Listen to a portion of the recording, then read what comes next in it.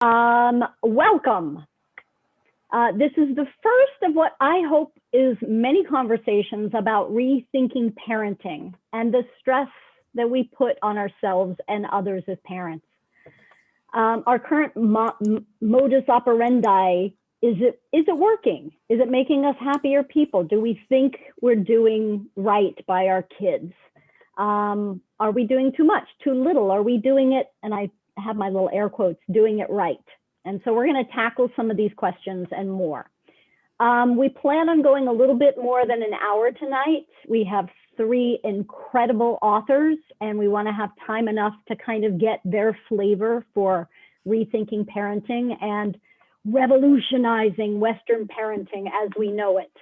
And we also want to have time to answer your questions. We will be recording this event and we'll be sending out a link in the next few days. So look for that email, make sure to check your spam. A couple other housekeeping questions, bottom of your screen, Q&A, put your questions in there. We'll get to those at the end because we want to make sure not to get sidetracked. We'll have the chat to the panelists on, so you can email us or you can chat us any technical difficulties, but put those questions in the Q&A. We want to thank Community Bookstore for their support of our event tonight. Shop our local independent bookstores because they help us support and run great events like this one. We have a lot of people coming who may not know about Park Slope Parents, and I'm just going to give you a little bite of the 19 years that we've been around. But we're an online parenting group of over 6,500 families in Brooklyn. We started as a very little Yahoo group in 2002 and are now one of the largest membership-based parenting organizations in the country, in the world. So let's get started. I'm going to introduce the panelists up front, and then they can talk to you about what they love to do. So Nancy McDermott, wave Nancy. Hello, Nancy, thank y'all. Nancy has been a part of Park Slope Parents since 2002, because I looked up and I saw her first post to Park Slope Parents when she first jumped into the online parenting fray with a message about vaccines. So relevant today, and a plea to the group that discussion be void of sarcasm and personal attacks. Throughout the years, she's fought passionately for allowing our kids to have greater ability to control their own lives and for us to take more deep breaths as parents. She's been part of the advisory board for 15 years, helping us tackle great issues, tough issues, integrity and community standards. And that's one of the reasons, she's absolutely one of the reasons. If you like Park Slope Parents, Nancy helped make that happen. So Nancy, from all these advisory board discussions and discussions on our group, said, I think I need to write a book. So she has, in her new book, The Problem with Parenting, How Raising Children is Changing Across America, released late last year. Nancy makes the case for rethinking parenting and that a more family-friendly, as opposed to child-centered, way of raising our, that's going to be a theme, by the way, of raising our kids is not just possible, but necessary. So she lives with her family in the Finger Lakes, and she makes a mean rhubarb pie. Lenore Skenazy, raise your hand. There's Lenore. If you don't know about Lenore, grab onto your seat. In 2008, Lenore left her 9-year-old in a Manhattan store, Bloomingdale's, with a subway map, a Metro card, a 29 years old, just reminding you, $20 bill and several quarters. He had no cell phone, no cell phone.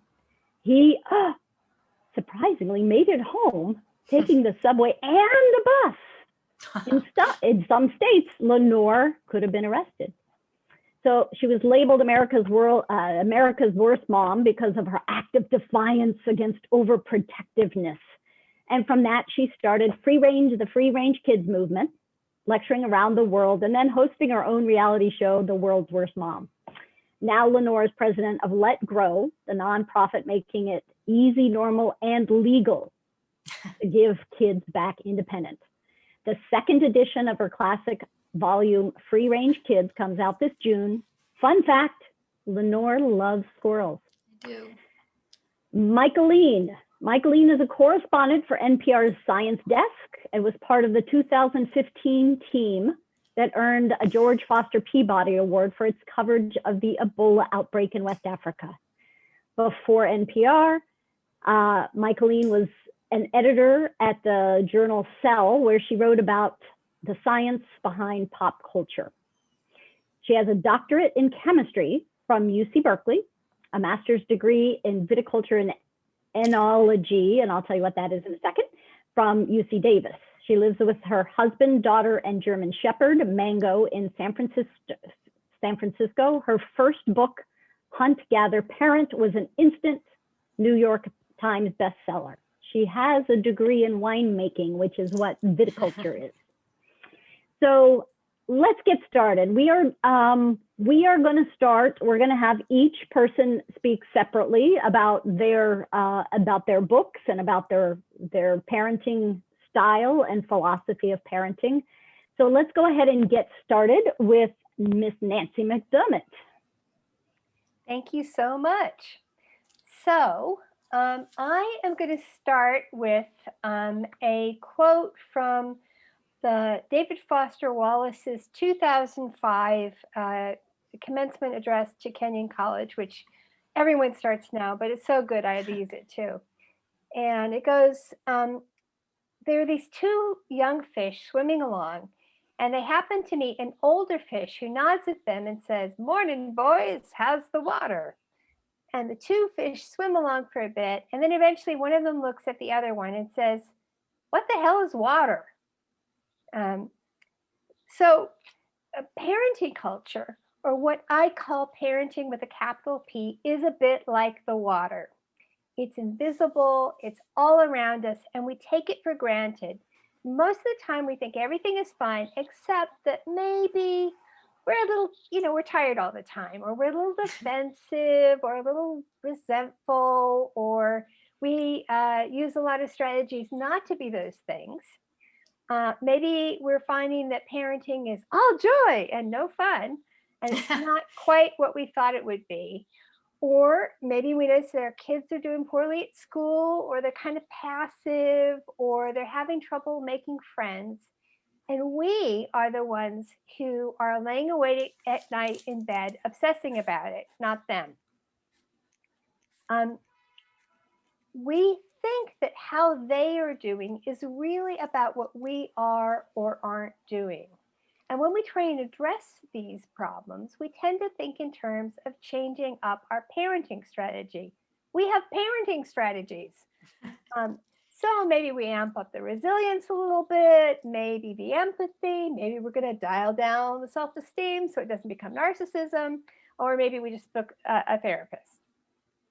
And there's an unspoken assumption today that parents are these omnipotent beings on the one hand, and that kids are really just the sum of how they have been parented on the other. And you probably think this too, at least about other people's kids, and other people think it about you. And because people notice kids when they're acting up, they probably think that you are a terrible parent. They're judging you, you're judging them. But I bet that however hard you are on them, you are probably being harder on yourself.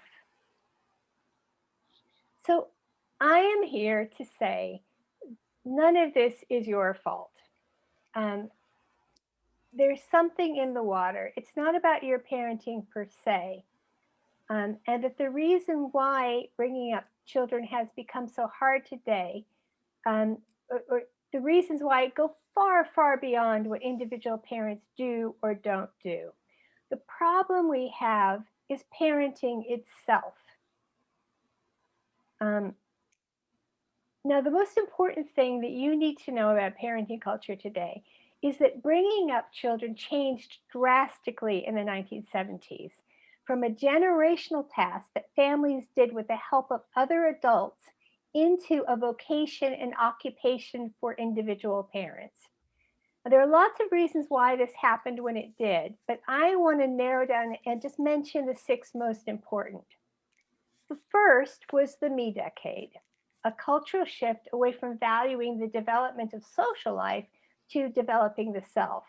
And then this was followed by the me decade, and then the me decade, and then the still me decade, and then the what about me decade. That was the first thing. The second thing was the rise in divorce, and divorce for different reasons. In other words, divorce became a kind of route to personal development and wasn't just a last resort. And that led on to the third thing, which was a shift away from the family as an institution for raising the next generation toward the parent-child relationship. So when families were no longer forever, parents began to place more emphasis on the bond with their child, and especially the emotional quality of that bond. Spouses come and go, but a child is forever. The fourth thing was a real break with the past because things are so different. The past didn't seem relevant anymore. And the replacement of the kind of inherited wisdom about raising kids with science and expertise. The fifth thing was a feeling that raising kids, rather than being understood as it traditionally was, it's just lots and lots of time spent being around them, could and should be broken out into purposeful activities that could ideally be shared equally between parents. And the sixth thing, and probably the most important thing, is the replacement of unstructured play with activities curated to achieve particular developmental ends. And none of this is good. What this means is that we have a situation now where parents can become overly involved with their kids to the point where we start to mix up our concerns with the concerns of our kids. It's also really bad for kids because it robs them of the opportunities that they need in order to be able to grow up to be well-functioning, fully integrated adults capable of playing an active role as citizens. It leads to anxiety on the part of parents because we cannot possibly do the job of a generation on our own. And this is really important when we start to talk about how we come out of COVID and what kids are going to need. And it also leads to anxiety and depression in kids because they are unable to become the captains of their own souls because we are still driving the boat. And it's bad for parents, it's bad for kids, but it's also bad for society because if we are going to survive, we need people who are able to intelligently consider their own needs and those of society and to find a balance between the two. So basically the conclusion that I've come to and what my book is about is that the way we are raising kids today is not natural and it is not inevitable. And that we have the potential to make life much better for kids and much better for parents and much better for society. But first, we need to step back and answer the question, what the hell is in the water? Wow. Oh, that's great. That was awesome. That was awesome. And I have to say that her book, which you can't see because you can't, is great. And I really appreciate this idea that it's not my fault because it seems like everything's my fault. And so to actually be able to read a book that goes, okay, what was it was Baby Einstein. Ooh. So most of us, besides Michaeline, have slightly older kids. Do you remember Baby Einstein? Like we can sit a kid down in front of a video and they will be smarter. And so I think that's like the bane of your existence, Nancy. This idea that we can navigate optimize our kids, and this idea of helicopter parents, and we are at the sandbox making sure that the kids are playing well instead of letting them figure it out themselves. But ultimately, from your deep dive in this book, what would you say are the steps toward, you talk about parenting with a capital P, how do we ultimately stop kind of the parenting machine? Because it's led by lots and lots of money and lots of experts trying to tell you how to raise your kid. How do we stop this machine? Well, I mean, in the book, I have a bunch of suggestions, which I hated making because, but I think the most powerful thing is I think we need to start thinking about raising kids differently. I think we need to think about what families are. I mean, and the really great thing about the old style family was that it created this ecosystem. And within the ecosystem, adults could do adult things and kids could do kids things. And raising kids wasn't an activity in the way that we treat it. And I think if we begin to think a little bit more about the context and less about the activities, there's something very powerful about spending time with your kid without listening to all of the noise. And also, something we were talking about before we got started, there's something very powerful about being around other parents. There's something about it that just makes you a better parent, and you can support each other. And I think that would be a good first step. Yes. And hopefully Partial Parents allows some of those connections to happen. Absolutely. That's a suggestion, actually. Join Partial. Or you're doesn't matter if you're in Tahiti. Join anyway. That's right. Let's turn to Lenore, and your story is so interesting and has led you down this crazy path of trying to fight for what many of us grew up with, right? Yeah, that we grew up with. So I'm going to turn it over to you and let you tell us about Let Grow and about being the world's worst mom. Okay, taking that on. First of all, I have to say that everything that I ever wanted to say was just articulated fantastically by Nancy. And somehow Nancy found me between the time I put my kid on the subway and the time I wrote my book. And she saved me from being the most hated mom because she was the one who explained to me that, like, look, it's not like each individual mom suddenly became a crazy, neurotic jerk. It's this society that has been forcing these fears down our throat and telling us that everything we do is going to hurt our kid one way or another, and we have to pay attention to every detail. And so it's a societal problem. It's not you, it's the water. And that was really helpful because I've used that thought ever since. So what I'm trying to change is people think I'm the anti-helicopter mom, and I have to explain I'm part helicopter on my mom's side.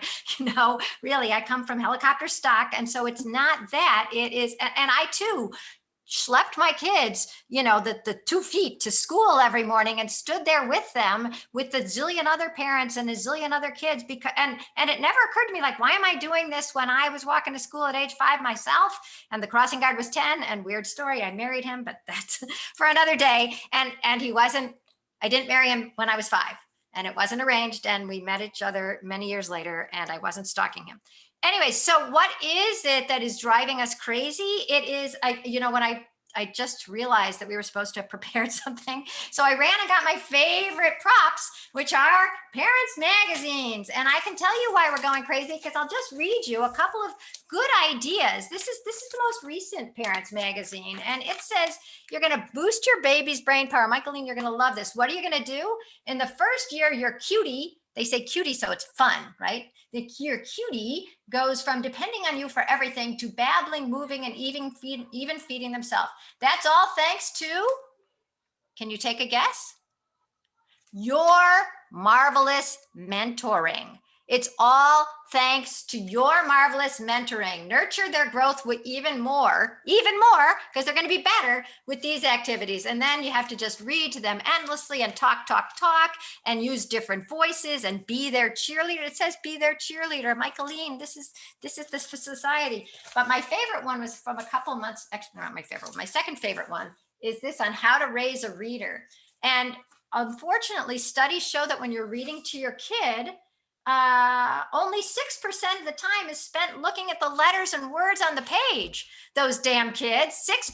Imagine if you could get it to 10 or 22%. Well, you can, because this Supercharge Every Story Time is written by a literacy specialist, because you can't just read to your kid. You need a literacy specialist to tell you how to do it and make it meaningful. Here's what you do. Differentiate between the illustrations and the words. Talk about the text by saying, these are the words on the page. This sentence has 7 words. Each of the words is surrounded by white space. This dot is called a period. So if there's bad advice to be had, and there's some good advice in here, if your kid has chicken pox or, won't eat, I guess, but so much of the advice is so weird. I mean, it's weird to start counting the number of words in a sentence. I've never done that. And I've been reading a long time. I've been reading so much, I've written books. I never count the number of words. I never think, wow, look at the white space around this word. I wonder if that's good or too much or bad. I probably spend more than 6% of the time looking at a picture if I'm looking at a picture book. So Parents Magazine and this whole industry out there of experts is telling you that your kids need this supercharging almost every second, or they're going to fall behind. And if they're not going to fall behind, they're going to be hurt. And I will just tell you my very favorite Parents Magazine story, and then I will turn it over to Michaeline, because she has the most recent book and I think some of the most amazing revelations. But the Parents Magazine whipping boy story that I like is there was an article called The Playdate Playbook, because it's so hard to handle a play date. And there were question after question what to do in all these different circumstances. And one of them was, your child is old enough to stay home alone for a little bit and often does, but now she has a play date over. Can you still run to the dry cleaner? And Parents Magazine practically, had an apoplectic fit on the page and said, no, you cannot. And they gave an example of one time when a mom had been not even away. She was in the backyard, which is practically abandoning your kid, because the kid was in the house and had a play date over. They microwaved something and it spilled on one of the kids and she had to go to a doctor 3 times. Okay, so that's physical hurt. But also it said, you want to be there. You want to be able to jump in if there's a spat, because you don't, before anyone's feelings get too hurt. So what that is telling you is 2 things, and this is why we're nuts, right? The 2 things are, one, that you should be listening so intently, that your kid could have something. It's like, you can't possibly have a life. You can't possibly have another child, right? Because you can't be listening to both these things at once. And so, A, you have to be devoting yourself to just monitoring everything that they're doing. And 2 is you must intervene, because they couldn't possibly deal with a spat themselves. And if they did, and somebody's feelings got hurt, that's permanent, right? You talk about, why do we think kids are fragile? We've been told that if they have a fight with their friend, that was a mistake on your part that you should have made not happen, because now they're ruined. Right? So A, they weren't getting ahead because you weren't reading to them right. B, they were spilling things on themselves and going straight to the hospital. And C, they were getting so hurt that they had PTSD and they'll never be better. And it's all your fault. So all I've been doing for 13 years since the subway ride, he's like 24 and he'll 23, sorry, I'm world's first mom. Can't remember whatever age he is. The son will walk through soon on his way home from work, and you'll see him. And all I've been trying to do is convince us that this society is driving us crazy. And that's why I really liked both these books, because you guys both hit it on the nail. And Nancy examined how we got here, and Michaeline looks around and says, there's got to be a better way. And there is. QED. Okay, who just laughed? No, I'm sorry. I thought I was on mute. You guys were like, nobody was saying anything. I was like, don't tell me I was on mute. Oh my God. No, I wasn't. No, I was laughing. I had to be on mute. Okay. It's not you, it's the water. And, I've been doing this a long time with Park Slope parents, and the number, I looked, the number of parenting books that if you type into Barnes and Noble is 14,600 parenting books. Really? 14,600 wow. parenting books. That's really interesting. It's pretty crazy. And then the other thing that was absolutely insane is the number of baby monitors. Oh wow. Like we can't just pull that. I feel like an old person when I'm like, I had a baby monitor and it didn't have a camera. How does that work? How does that work? And now you can like take these really cool shots. I saw a video of a little kid who was turning around.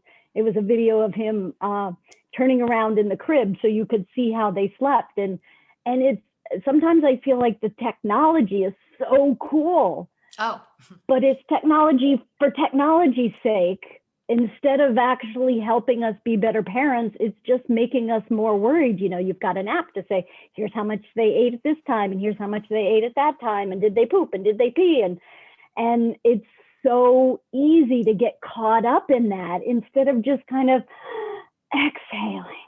So I think that one of the things I love about your strategy is to exhale more, let kids do more on their own. And to that end, you've done a lot trying to get schools to have more just open play, like just let them play. Yeah. So don't structure every after school activity. I mean, wouldn't it be cool to be able to check off a box and just say, just play, not, you know, puppet making, not piano and those kinds of things. So you're trying to get schools to stay open for, and another thing, mixed age free play. Right. Not just everybody that has a 2-year-old or a 3-year-old. So why do you think that it's so important to have mixed age free play? Well, for one thing, because until very recently, that was how everybody played. I mean, even recently enough that those of us who had only oral monitors, you know, only sound monitors, probably grew up, if that's a generation, probably grew up playing with a bunch of kids in the neighborhood. And there's so little opportunity for that now because things are so segregated. I mean, we're so against segregation, but look, we're always segregating. You know, the peewees don't get to play with the 8-year-olds when it comes to soccer, and everybody's segregated by grade, and everybody has their recess separately. And so if you have kids playing together, I just want to give you one example. There's a play, so Let Grow, which is the organization that grew out of free range kids, and it's Let Grow, not Let's Grow, and not Let It Go, letgrow.org, and it's not Let It Grow, please. So anyways, Let Grow has a thing called the Play Club, and all you do is download the information, and I don't even know why I have information because I'm going to tell you everything you need to know now, which is that schools stay open and all the kids who want to stay there, all the different grades, and there's an adult there in the corner with an EpiPen, but nobody else, they don't get to interfere, they don't get to solve the arguments, they don't get to organize the games. And at one play club that we heard of down in South Carolina at a Title I school, which is high poverty, the teacher who was running it just gave me a great story, and I'll tell it to you really quickly, which is that the kids had made this giant pile of leaves and everybody's jumping in and it was so fun. And then one jerk of a kid, and I know you're not supposed to say that, but one kid, troubled kid, let's say, jumped and stayed in the middle and he would not move. And everyone's like, get out of the way, you're out of the way, Jason, you know, move, we can't go. And then finally they decided they would just jump around him. And so they jumped in front and on the side and he got bored and he left. And to me, that's why you have to have a play club, because those kids figured out exactly what to do. They figured out how to still have fun, how to ignore the kid. They didn't reward him. He got bored, so he got nothing out of it, and they solved a problem. We're not going to give him attention. We're going to have fun. It will shift things. And if there had been an adult organizing it, like adults do so many of the kids' activities these days, they would have said, Jason, come here, and Jason would have gotten his attention, and the kids would have been inert, right? Waiting for the adult to fix it, and the adult would fix it, and then the play would continue, and the adult would think, oh, look, I fixed it, they're playing. But the important part of play is getting to the play, you know, figuring out how are we going to deal with this, and this is a problem, and how are we going to become a problem solver? We're going to solve it by doing this. And so nobody thinks of it that way, but the important part of play is often the unfun, what looks like the argument and unfun part of play. But when you don't have adults stepping in, kids do that. And that's how you learn how to be a social creature. I think that's a lot what Nancy writes about in her book, that we're socializing kids so much that they don't get a chance to learn to be socialized. So Thank you for asking. Just go to Let Grow and you can download everything you need. Yeah, I know that one of Nancy's book does cover that quite well, this idea of letting kids not hover over them going, it's her turn to play with the toy in the sandbox. Yeah. And just a really quick story about the helicopter parents. And my cousin works at a place that there were so many parents calling in when their kids would graduate from college, and the parents would call, and the parents would say, I need to know about the 401k package, and I need to know what kind of health benefits. So the parents, this is college graduates. Wow. So they actually had to create this little workshop that the parents could come to because they got so many calls for these people. And this is from sandbox to first job out of college. It's crazy. And somebody I know that works for Kalamazoo College, they say that we don't call them helicopter parents anymore. We call them stealth bomber parents, because it's more than just like floating around. It's like getting calls, parents calling a professor about a grade. So it's like, when do we let go and let our kids learn? So, and this is not something that happens in every culture. How was that for a segue, Michaeline? No, not in any other culture. So I would love for you to talk about your book. I adored it. I thought it was great. It had little specks of a book that I read that a neighbor gave me called The Continuum Concept from a long, long, long time ago, which some people associate with attachment parenting. But what I liked about it, a good friend of mine said, this is me and this is the world. And if everybody just understood that, we would all get along better. And that seems to be a lot of what we do with our parenting now. So I will turn it over to you. Okay, thank you. Thank you so much for having me. The little one just came in. So yeah, my book is called Hunt, Gather, Parent, and it started about 4 years ago. My little girl was about 2.5, and when she started to have all these tantrums, like a lot of tantrums. She's in earshot right now. And I did not know really how to handle them. And, I read a bunch of books. Susan said that I have a science background. So I went to like the science-based parenting but nothing seemed to work. In fact, things just got worse. Things were getting worse between us. We were in these power struggles, and I kind of just thought that was our fate, that I've got this willful child, that I'm a horrible mom.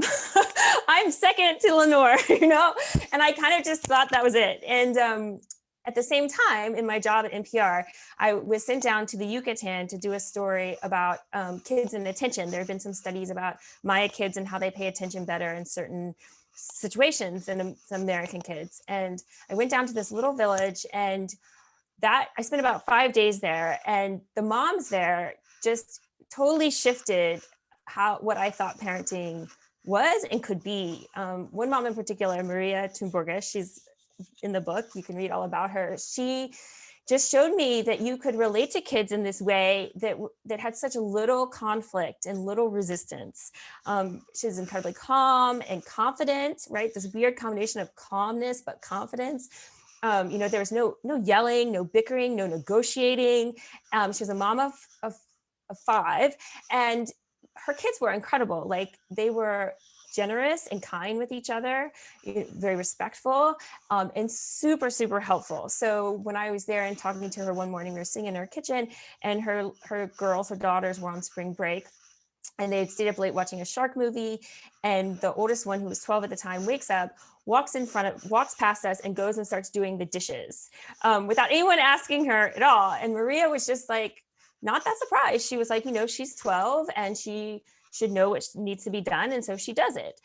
And so I left on this trip just being okay, here I am, where I have this child that I can't, stop her tantrums. In fact, I can't keep her from hitting me. At that point, I'd pick her up when she had a tantrum, and she would just slap me across the face. And then to see this family where, the kids were just really incredible. And the mom just seemed to have this way of relating to them that was very different than anything I had seen and anything that I had felt growing up.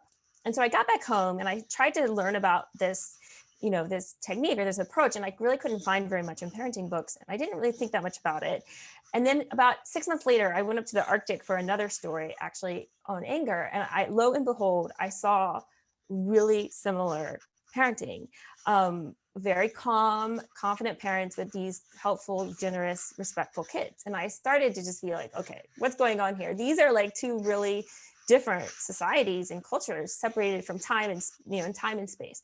And so I started reading a lot about it in anthropology and psychology. And I started to realize that actually this way of relating to children, which minimizes conflict and maximizes cooperation, is super common around the world. And actually the way we relate to children with this very conflictual, very high level of energy and stimulation, like that Lenore's talking about, like just hearing that makes me anxious. That parenting advice is very strange. In fact, one group of psychologists calls us weird because we do things so exceptionally strange compared to so many other cultures.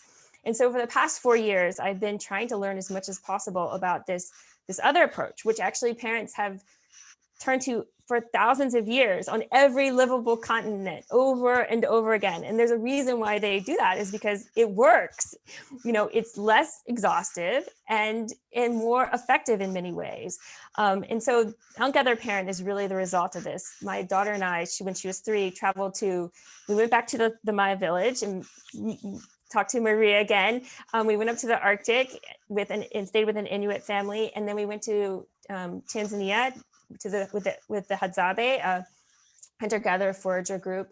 And then I just read a bunch of studies about the same method that is basically, if you look all around the world at many indigenous communities, and especially hunter-gatherer communities, you can find this common way of relating to children. And in the book, I call it the team. I use this acronym team. And basically this method is a way of motivating children to be helpful. So one of the things I think that we've kind of lost in Western society is the importance and the knowledge of how to teach children to be helpful, to work together with their family as a team. And I think in the end, that creates all this conflict and tension and I think a lot of anxiety and stress and loneliness, right? Because kids are wired to help their families. And if they're not connecting with their families, then I think it has a lot of ripple effects later in their lives. So you learn in the book, you learn all about how to get kids to motivate kids to be helpful without bribes or allowances. So voluntarily, like Maria's oldest daughter, you learn to discipline and teach children proper behavior without yelling and forcing them, which again causes stress and tension. When we force children to do things, nobody likes that. And then you also learn to relate to them in a way that builds up their confidence and self-reliance. And this gets back to a lot of the free range, right? The autonomy, allowing children to make their own decisions and having confidence in children's ability to learn without you constantly interfering. It doesn't mean stepping back and doing nothing.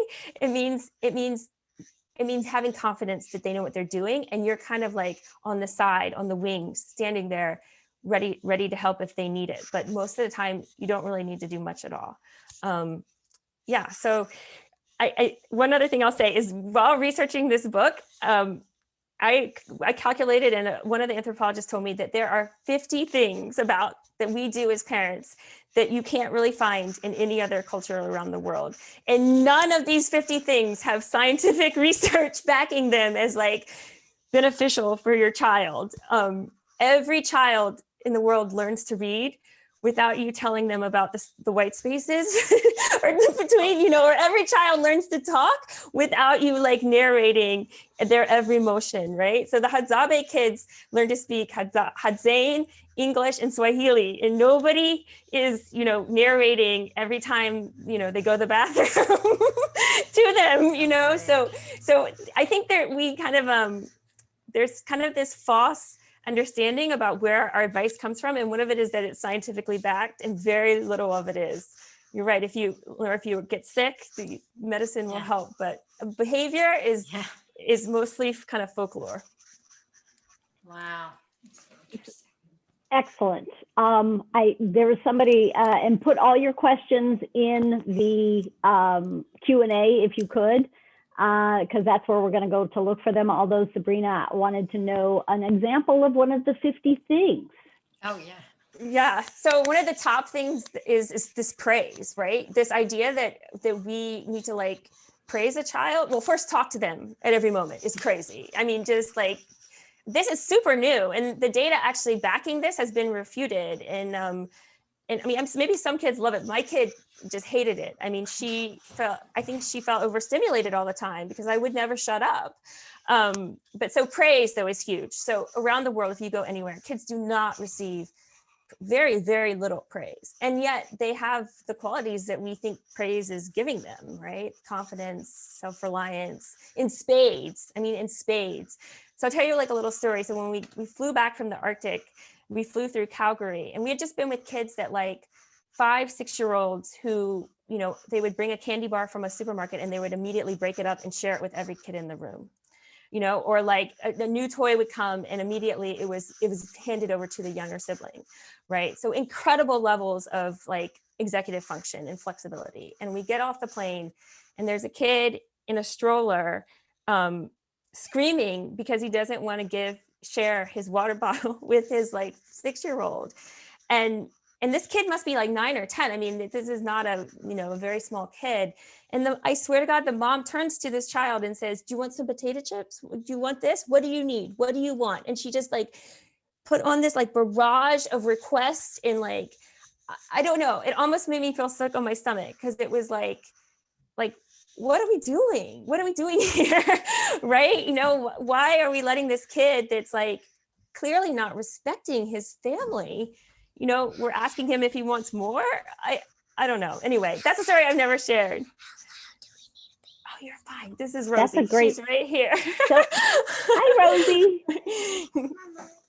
You're good. Yeah, you can talk. Like this? Yeah, you can talk like that. What do you need, Rosie? Yeah, what do you need? And Lenore, was that your son? That was him home from work. I think he should come home and talk about how he had PTSD from riding the subway and the bus all those years ago. PTSD from the attention. Wait, there was something I was going to write. Oh, so, you know, when we talk about having a whole culture surrounding us that's sort of not letting us parent the way Michaeline is talking about, I got an email not a long time ago, like 2 years ago, from a nursery school in Washington State, where the inspectors came in. And, you know, the idea is that you're supposed to give kids this ideal beginning by sending them to this preschool or this daycare center. I'm sorry, it's a daycare center. And then there's rules written, and the rules were the cribs had to be 3 feet apart, and the blocks had to be a certain size, and this and that. So they got demerits because some of the cribs were only like 29 inches apart, and then they got demerits for the wrong size blocks for some of the kids. And the thing that drove me nuts is that they also got like counted down because the daycare workers were not constantly narrating everything they were doing. So sometimes when they were just changing a diaper, they were just changing a diaper, and they weren't saying, "I'm changing the diaper. Okay, now I'm taking it off. Ooh, that's a wet one. Now I'm putting something on dry. Look, it's sticky. The tape is here. I'm going to put this on." And because they weren't doing that, I mean, like the daycare center could lose its accreditation. And so, you know, it is a matrix that we're stuck in at the moment that's not going to let us let the 3-year-old change the 1-year-old and not talk the whole time and then, you know, toddle off. That's why we're talking before this began about how to find like pods of people who at least will be, you know, sort of similarly aligned and won't be saying, "Can I get you more potato chips?" every time the kid is crying. It's hard. Yeah. You know, there's some really good questions. Yes. That have I think I'm going to switch to questions first and then like a little wrap up, because there are some absolutely great questions. And if you're putting questions in the chat, please put them in the Q&A, because they're just easier to find since questions are coming in. In the chat, if this is resonating with you, if this feels like, oh my God, this is what I needed to hear, I'd love you to put that in the chat, because it's great to have feedback for our panelists to go, we're not insane. And if you do think we're insane, you can put that too. So let's tackle the first question, which is basically about early intervention. Just as a side note, my husband didn't walk until he was 16 months old. So just saying, he's walking now. To be walking. He is walking now. He sits in the chair a lot, but he's walking. But our son is a late talker, and we are evaluated over Zoom for EI and given OT, special instruction, and speech therapy. The OT and special instruction are helpful, giving us some strategies, but in others they seemed inappropriate because our therapist was so focused on pathologizing. Pathologizing. It's a hard one. It is a hard one. Our son, when our pediatrician says, the pediatrician says he's simply developing at the later end of the bell curve. So any thoughts about this whole early intervention idea of everybody's got to be at the same place at the same time? I mean, I can say that that's one of the weird things. Absolutely, that is very weird. You know, I would ask parents like, well, what age this and what age that? And it would just be like, I don't know, every kid's different. I mean, this idea of a bell curve is like, what, 150 years old? I mean, at the most, right? We didn't know when all these things were what normal was. And I can tell you this, that a lot of the researchers I talked to said what is normal has become more and more narrow and therefore become much more stress for parents to fit this very narrow range. And yeah, it is very weird. Developmental milestones like to the age and very strict ones is a very weird Western thing. You know, and there's an app for that too. There's apps that tell you when you should be hitting your milestones. Really? Just saying. I'm honest and for true. Wow. Yeah, I mean, Nancy. I think part of the thing that we've started doing is we've started using kids as a way of solving problems which are really adult problems, which are much bigger and much more complex problems. So the Perry Preschool Project has a lot to answer for, because you know, people look at that and they say, okay, you know, if you intervene with kids early, then they will do better later on. And there's a whole kind of advocacy structure built up around this. And I think, you know, but when you kind of put that on an individual kid, I think it's tough, because you know, you really just need to kind of trust your kid and trust that they're going to develop. And to know the difference, to trust your instinct, to know when there really is a problem. I mean, my youngest son is kind of a small guy. And at one point, he didn't put on any weight between visits when he was a baby. And so it was traumatic. And I made the mistake of Googling. It's like failure to thrive and he will die.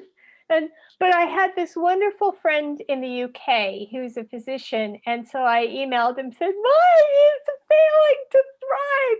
And Mike just said, how's the baby? And I said, well, what do you mean, how's the baby?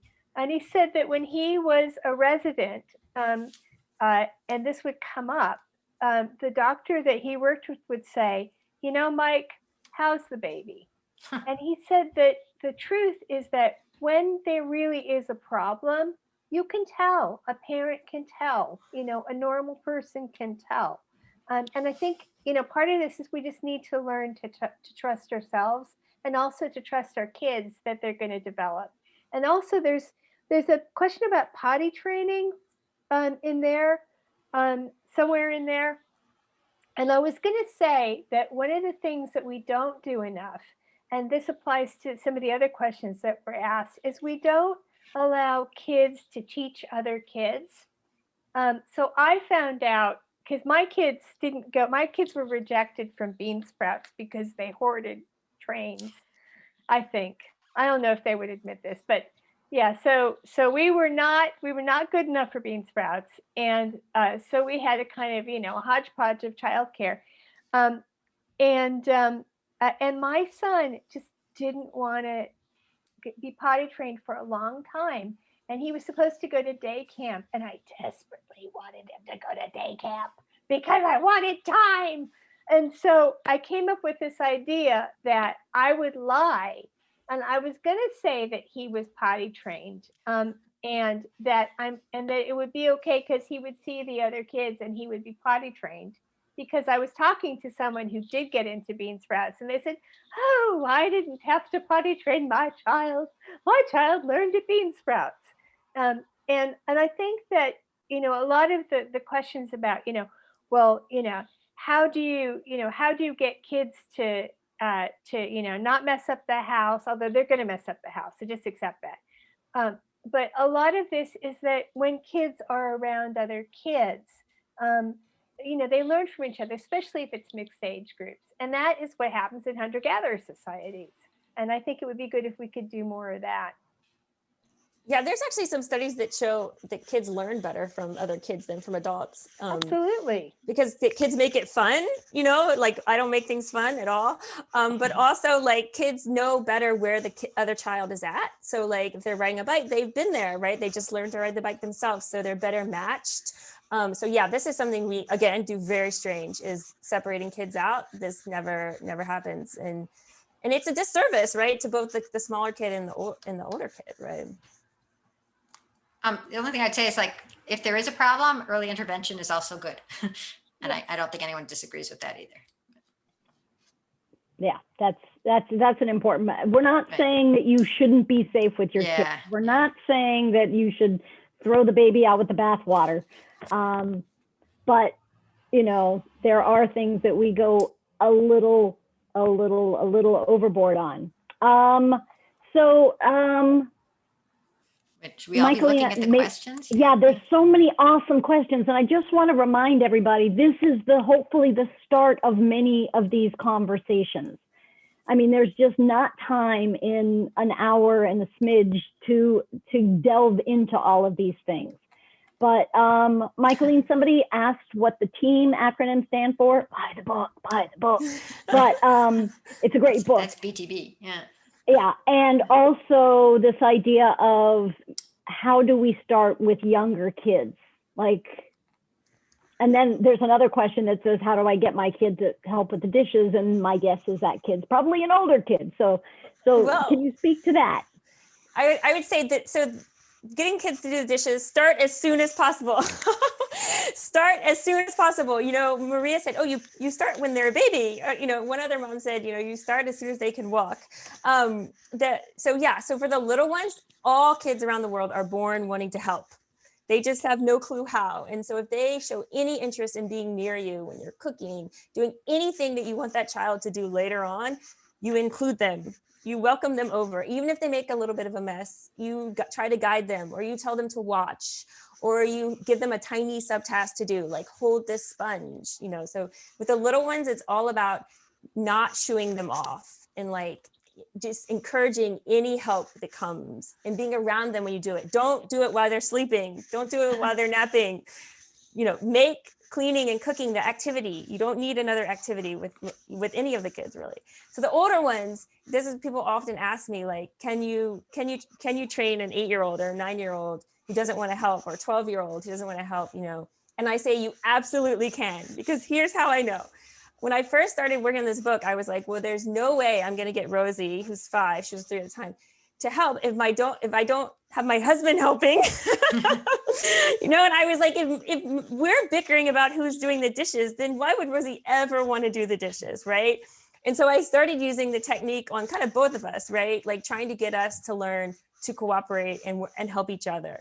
And so here's what I did. Everything became a group task. The T in team is together. So it wasn't like you do the dishes and I do the dishes tonight. None of that. Every night, dishes are a shared responsibility. And that is the key word. I would get up and I'd say, everyone does it. Shared responsibility. And then for the folks on the team who don't know how to do it right, because they haven't been doing it for 20 some years, I give them very, very little small subtasks. So like if we're cooking all together, here, put this in the refrigerator, put this pan away if we're cleaning up, here, instead of saying, go set the table, I say, here, put these plates on the, and I hand the kid the plates, right? So these tiny, or the husband, right? Right. These tiny, tiny subjects. The husband's like, chop this garlic, you know, like, and what you're doing is two amazing things here. One, you're teaching whoever it is, the 10-year-old, the husband, how to cook, how to clean, right? And they actually really learn this way, and they don't even realize it. And second, you're teaching them to be helpful and cooperative and to work together with you so that when they are 12, they do know what to do, or when they're 15. And I'm telling you, it took about, and you have to be a little, and then the third thing you can do is you can shame them a little bit if they don't do it. Well, who's being unhelpful? Just a tiny, tiny touch. The older they are, I think the more gentle you have to be. Who's being unhelpful? Yeah, like, or who's not helping? Who's being unhelpful? Who's being lazy? Is someone being lazy tonight? Is that you, the dog? Are you being lazy? You know, so a very like indirect shaming, gentle with the older ones. And then it took about 3 months. 3 months. Really? Yeah, and it's been incredible. We do not argue over chores. Wow. Yep, but everything's done together. Laundry, cooking, cleaning, vacuuming. Everything is a shared job. How do you share vacuuming? Well, you know, like it's cleaning up, you know, it's like we have and the other thing too that we do is we don't do other things, right? So we prioritize it, right? It's like this has to get done before we do. So on Saturdays, we like all, you know, well, actually you can share vacuuming. Great task for small kids. Go grab the vacuum. Go plug the vacuum in. Yeah. You know, like these are real tasks that the child is actually helping you, right? And they are actually helping you, right? Like, I'm so lazy, I don't want to go grab the vacuum, right? So yes, you can share vacuuming. Yeah, what if you're lazy? I'm so lazy. So I'm always like, Rosie, go get my shoes. Rosie, go get this. Little kids love to fetch. They're like fetch rabbits. Seriously, like all around the world, it's the first thing they do. Really? Fetch the machete. There's even like Okay. I love sorry. I think we're gonna leave with fetch rabbits, but we have more questions, and I love this question. Fetch the machete. There's a question from actually one of our long time advisory board members. What is the role of fathers in these indigenous cultures, especially during the early years? It's a great question, and it varies tremendously. I will tell you that in many hunter-gatherer forager communities, so people who, you know, hunt and forage tubers and, you know, do not farm basically or market economy, a large number, it's 50-50, where like the father is doing half, and some of them they even do more as the kids get a little bit older. But it really varies in other indigenous communities. You know, there are places where the mom is the primary caretaker, but there are places where the dad is doing doing just as much. So when we were with the Hadzabe, the fathers did enormous amounts, and they were fantastic dads. Awesome. Were they different from the moms? Like, did they do different stuff? Yeah, they did. You know, it was well, of course, they teach the sons to hunt, right? So that's the different involvement, and the same with the Inuit. But you know, I actually spent the most. So wherever I went, it was wherever they put me with, right? So I didn't really get to choose. Do you spend time with the dads or you spend time with the moms? It was up to them, right? And so I actually spent the most time with the dads there. And you know, the moms would bring some of the babies over at night to the dads had their own fires, and they would bring the babies over, and the dads would spend 4 or 5 hours with these babies and toddlers and just hanging out with them, and you know, just it was incredible. They were fantastic with the little ones. Wow. Yeah, that's awesome. We're almost out of time, and I feel like we've just like very like we haven't even eaten the flowers off the cake of the big sheet cake from Costco, and it's a very big sheet cake. It is. So so again, if you have enjoyed this, put it in the chat.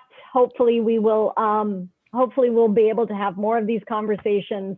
So wrapping things up a little bit, your thoughts about, I'd like you all to tackle like one aspect of, where do we go from here? Number one, where do we go from here? And also the idea of what do we do when our culture is, and this may be best answered by Nancy, but it's about where are we going to get our kids into school, and they have to do these activities so they can put them on their college transcript. And, you know, I love this comment. I could listen to you guys all night. Right. So we should just keep going. That assumes we But can stay awake. Right? Lenore, Yeah. so if Let Grow has the impact that you wish for, Yeah. how will parents and kids win?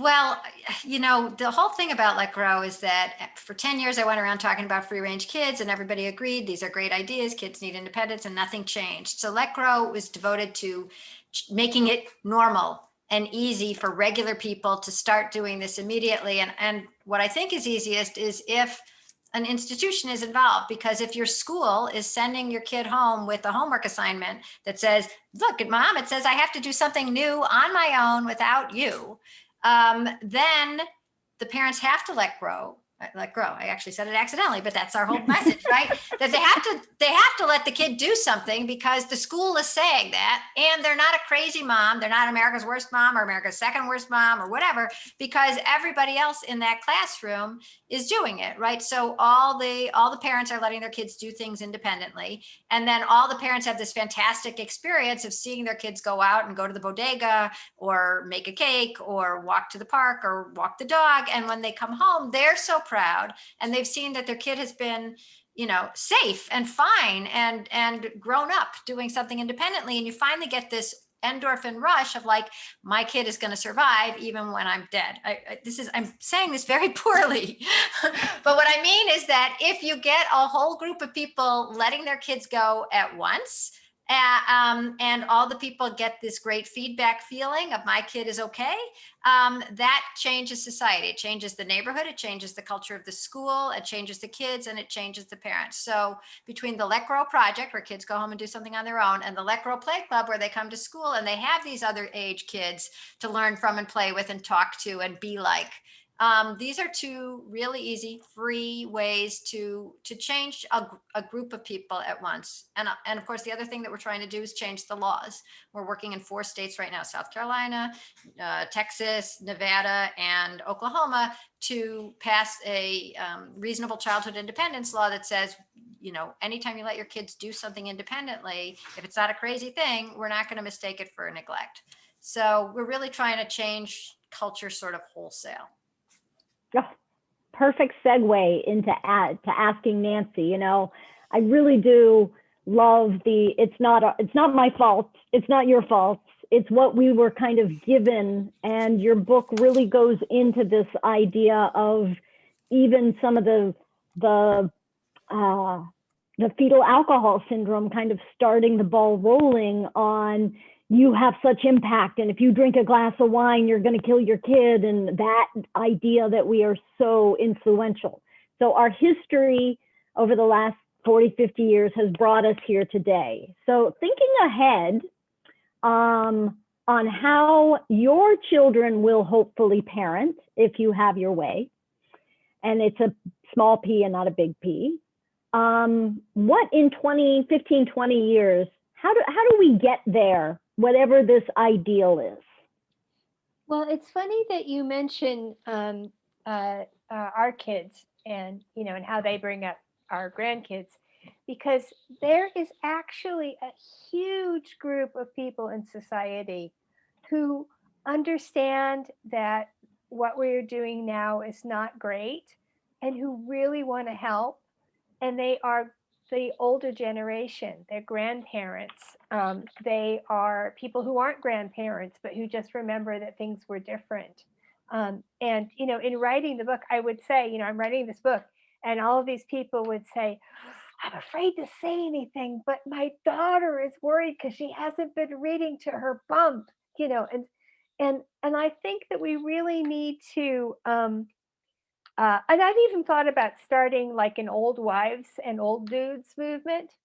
Um, I think there's a lot of goodwill that we could be exploiting. So, you know, I would like to see, particularly coming out of COVID, because, you know, we have kids who have been cooped up for a couple of years are not having a normal childhood, can't just go make it up.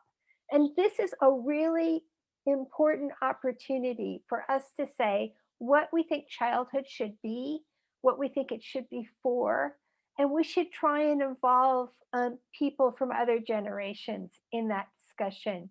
So I think it's an opportunity to do this.